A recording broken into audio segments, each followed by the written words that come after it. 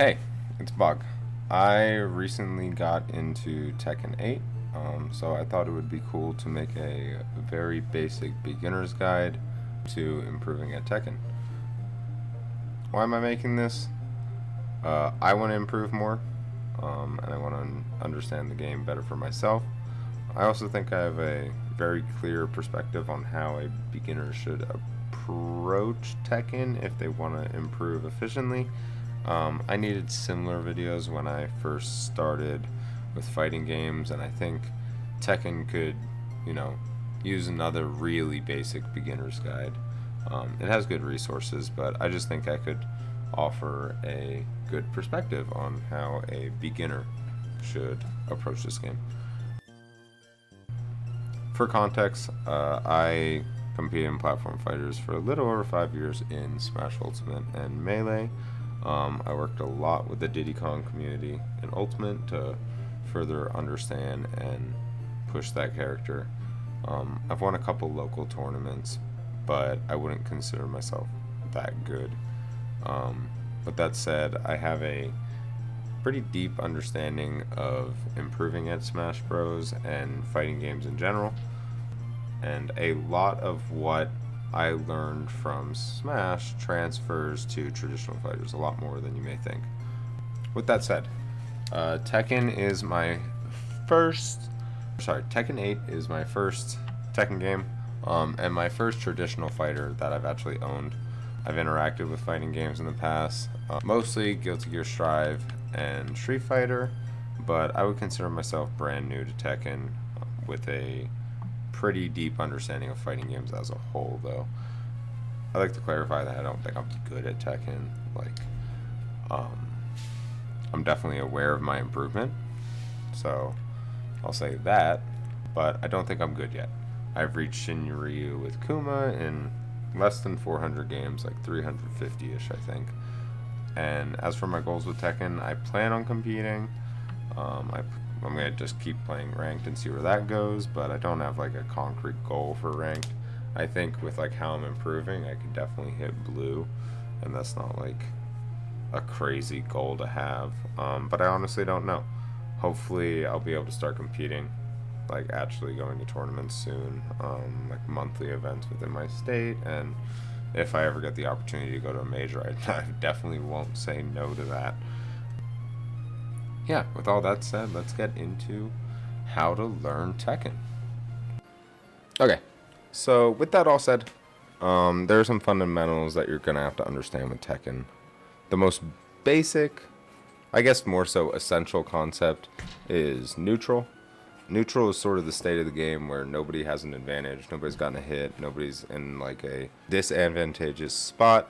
There are plenty of videos explaining what neutral is, but you sort of have to ask yourself what neutral like is to you, and think of it in, it's sort of this vague thing. I think of it as like this fluid, ambiguous, adaptable state where you have to not want a particular thing, but play to the situation. Focus on whiff punishing, being able to play at that range where you can catch them for sticking a limb out, get your launches, but at the same time, you can't just be doing that. You have to be comfortable when you can't punish somebody. Some players are going to pressure the crap out of you, and some players are going to force, sort of patience in a different way. They're just going to block and just, punish you for hitting buttons. A lot of players complicate neutral, but you just need to learn what type of player you are. Are you too patient? Are you too aggressive? Are you too scared on hit or block? Whatever it is, you have to discover that for yourself. Okay? Most importantly, watch the other player, react, and adapt. You have to play how you need to that given situation, to that given player. And if you start to do that, then you'll start to actually play the game. Next thing we have to talk about is, I guess, it's defense. First thing is fighting game blocking. If you don't know that there's high, mids, and lows, you should know that. You have to block mid, block low. Conditioning between mids and lows. So since this launches, if I'm sitting here doing, you know, my little, oops, I'm sitting here doing some lows, you know, and then all of a sudden you get scared and you're blocking low, I can condition you to get hit by a mid. You know, good players won't get conditioned as easily and will understand, but you need to find the pattern. Does this player never block low? Do they get caught if you alternate? Do they expect you to alternate between mid and low blocks? That's just sort of the fighting game, mind game when it comes to blocking.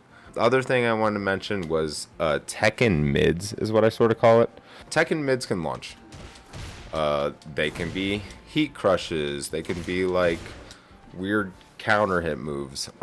They can activate heat and lead to other things if that person doesn't understand the situation. So mids tend to lead to a lot, whereas, you know, lows, they can. There are very good lows in the game, but generally mids are going to be those launchers and those like high combo potential moves. Grabs and jabs are also, for the most part, highs. Yeah, like, so is jab too? Yeah, jabs should be as well. So jabs and grabs are highs, which means they can be ducked.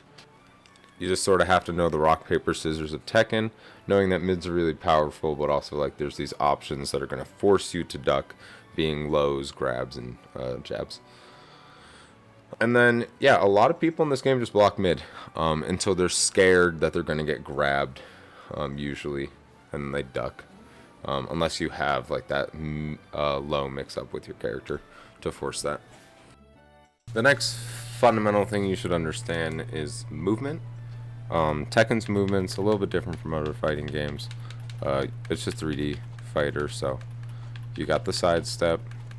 Sidestepping is sort of an advanced technique. It's just hard to implement correctly. You need to learn when to do it, what strings and stuff you can sidestep, what sides characters are generally weaker on, but understanding what moves cover the weaknesses too. And just what moves you should side and what, you know, actions you should sidestep in what direction. It's more so just a learning thing over time, and obviously there are ways to practice that. And then another sort of movement thing would be Korean backdash. I'm not even going to explain it because I don't think it is a beginner thing you should be focusing on. You can look it up and practice it, but it's not something you should just be implementing and, you know, stressing yourself to do an input. You should be focusing on simple, effective movement, and more so like where you're spacing yourself and, you know, what situations you're putting yourself in with your movement. So getting out of the corner and, you know, sidestepping out of the corner, little stuff like that really goes a long way at the beginning. Korean backdashing is a great tool when it's applicable, but you just shouldn't be focusing on it. It is something you will eventually need, but this is a beginner's guide.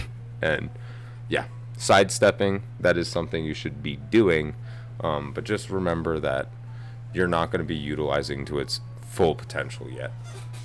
Yeah, just keep your movement efficient while trying to stay ambiguous and not like just standing there, you know, like mixing it up without like doing too much that they're just hitting you for it. It takes time. Next thing I'll talk about is frame data. Every character in the game has a frame 10 jab. There are some moves, I believe, that are faster. Important thing is that most characters, their quickest option is frame 10. Okay, which means your launchers are usually frame 15. Okay, and if I go for the full one, let me do this. If I do that, I am -9. -9. Okay, meaning that they can get a lot of stuff off of that. Essentially, if you're -6, then my jab cannot outspeed your launcher. Just the math of a 10 frame option and a 15 frame option. They have those 6 frames if I'm -6. So If I'm -9, that's very punishable. That is -16, also very punishable. -13, you know. But -1 on my jab. It's also frame 10. It's very quick, meaning I can throw it out and I can block. And I can't get my jab out first because I'm negative, but I can throw it out and I can get that block. It's a safe option in that sense. Okay, you need to know that jabs are usually frame 10, launchers are usually frame 15. So if you have an option that's -5 or worse, or an option that's +5 or better, then you might be able to outspeed that jab with a launcher. But there's a better way to practice this. Okay, so how do you actually get better at Tekken? There's a couple things I'm going to talk about in terms of what you should do to get better, but I haven't mentioned combos at all. And that's usually something that a lot of people go to first. And I haven't mentioned combos because your advantage state is more than learning a single combo string. With that said, to start your advantage state, one of the first things I want you to do is look up an optimal combo with your character. Some sort of optimal combo with your character. You're going to try and learn that combo. It's usually off of your frame 15 launcher. That's what mine's off of. And it's okay if you can't get the whole combo. It's okay if you can't get the whole thing at first. Because you're going to learn that you can get something out of it, at certain points. And that's what you're going to start to do at first. So, like, what I used to do is I used to... Oh, my goodness. Oh, my goodness. Please, Bog. Yeah, okay. I used to go right into heat there and then do my swipe. Okay. It's not the entirety of the combo, but I couldn't get the transition into hunting bear stance consistently at first. I didn't understand the timing of when I had to hold down. And this game has a lot of stuff like that. It's hard to learn stuff perfectly and to be really consistent with it. But you need to learn what you can get out of certain situations. So in that situation, I learned that I could activate my heat and then get a, that low, and then that puts them in a bad spot. So it's okay to get less of a combo at first, but focus on putting them in a bad situation. Eventually, you'll be able to hit more of the optimal combo, and you'll continue to put them in bad situations. Just like my ending to the combo, I end with the slash, and I like where that puts them, but there's probably different, if not more optimal ways to end that combo. And another thing you want to do is you want to learn a combo off of a sort of fast option. So that's sort of my impromptu combo that I do a lot of times. Sometimes I'll just go into, how do you do it? Sometimes I'll just do something like that if it's against the wall.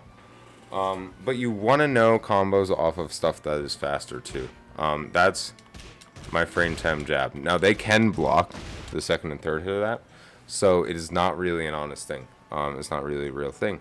A lot of these faster options are going to just be tools that you can use to catch people off guard, but you're also going to have to learn like where your more honest options put them. So that's like my frame 12, but that second hit is guaranteed if I do get the correct punish on the first one. Basically, you just want to find whatever you can get out of those options that aren't your frame 15 launcher. That's going to be different for every character. But even if it's a little combo, you want to be getting more than one little hit off of your quick options. So that's the second thing I would say to look into when it comes to your advantage state. And then you get a little bit deeper. How should you punish in certain situations? So wall combos, how to optimize if you like hit a weird hitbox or you're not as close to them as you thought you were, stuff like that. Stage hazards, I don't know if that's what they're called in this game, but there's breakable walls and like the fire that you can bounce off of and stuff like that on certain stages. Those are things that you should start to think about and have a plan to at least do something and get some sort of damage that isn't just like a lazy hit or completely whiffing. Another thing to remember is there are a lot of moves with every character. Every character in this game has a ton of moves. A ton. A absurd amount of moves. Absurd. Okay, there's too many, frankly. But means that you have a lot of options. And over time you'll learn how to use stuff in certain situations, and you'll probably never learn or never use some stuff. So, just another thing to remember.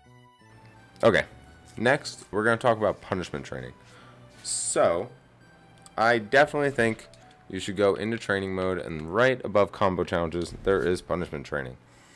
I've been doing this recently where I just shuffle characters and go into punishment training and just get more familiar with their moves. Because I'm not the type of person that will play every character either.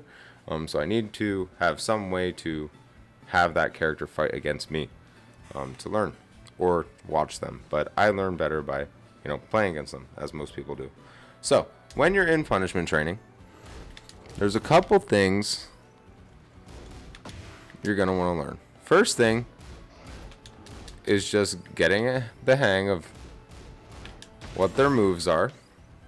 And I'm actually just going to go for my fast mid punish right now. Except on that. Because rage arts are launchable. Okay. Now, at first, you're just going to focus on... Oops, I got to react to the mid. I want you guys just to focus on your fast mid punish and your fast low punish. And then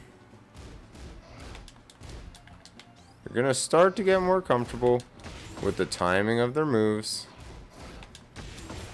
and what you can actually launch.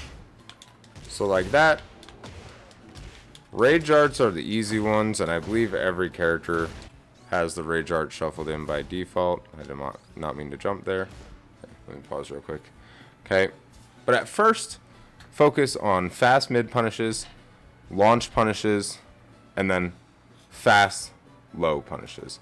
Okay, start learning what moves you can actually launch, and everything else, try to learn whether it's just jab or another fast mid option. Start simple, and then you're going to get more intricate over time with what you can actually punish, because there's a lot of options for punishing stuff. But the longer you play the game, the more honest you're going to have to be. So you're going to have to start to actually understand what moves are really bad, quote unquote, or what's really minus on block, what you can actually launch. So combos are an expectation, but you have to learn to capitalize on a limited amount of opportunities. You also have to learn to work with the opportunities that you're actually given. Not every player is going to just give you a free launch on them, and you're going to have to get more honest options to break through them. With that said, fighting games are not just frame data. You are able to play around frame data to some extent, with spacing, with punishing, or just straight up mind games where they don't know about something. Don't assume that someone knows or respects frame data, especially not at low level. So picking a character is a big part of learning how you're going to invest into Tekken. I can only help so much here, but start with someone you like, and then you're going to have to find a character that you're genuinely interested in playing and learning. You need to learn your character inside and out, and you need to try to understand what type of character you're playing. What skills are required, what play style does the character ask of you.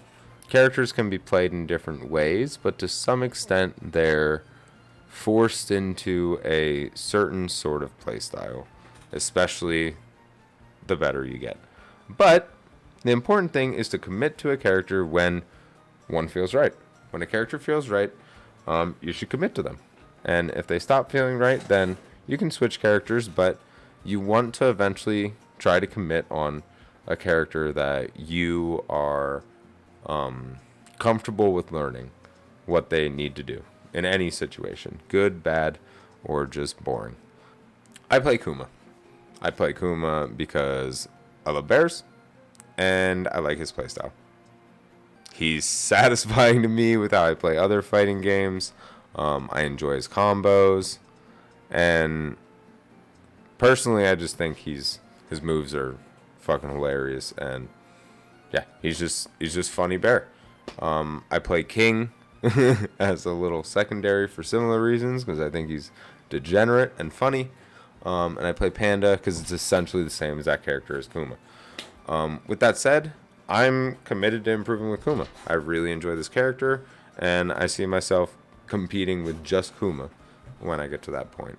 I think he's a decent enough character. I don't think he's like insane, but I believe in him, and I want to improve with him. And that's what's important. You need to find a character that you believe in, you want to improve with, or you just have fun with, and you're okay with, how it feels to play the game with them. The last thing I think you're going to need, and this is pretty corny, but it's going to be time.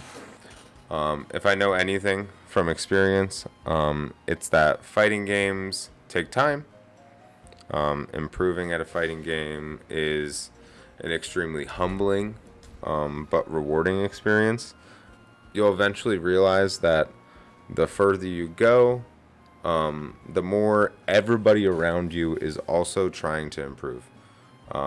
Everybody's putting in the effort to adapt to you, to be better than you, and this forces you not only to improve, but to some extent to improve faster than everybody around you. You need to critically think about how you could further optimize your decision making, be able to reflect on your losses without being blinded by frustration or any other sort of emotion. This can all be really difficult, especially if you're competing. But the feeling of tackling those challenges is addicting. Don't listen to anybody that says a certain rank is easy, or that they started at a certain rank and it should be easy for you. We're all at different points when it comes to improvement. Fighting games are truly a beautiful thing to commit to. I'm really happy that I found Tekken when I did. I was sort of falling out of Ultimate with where that game is at in its life cycle.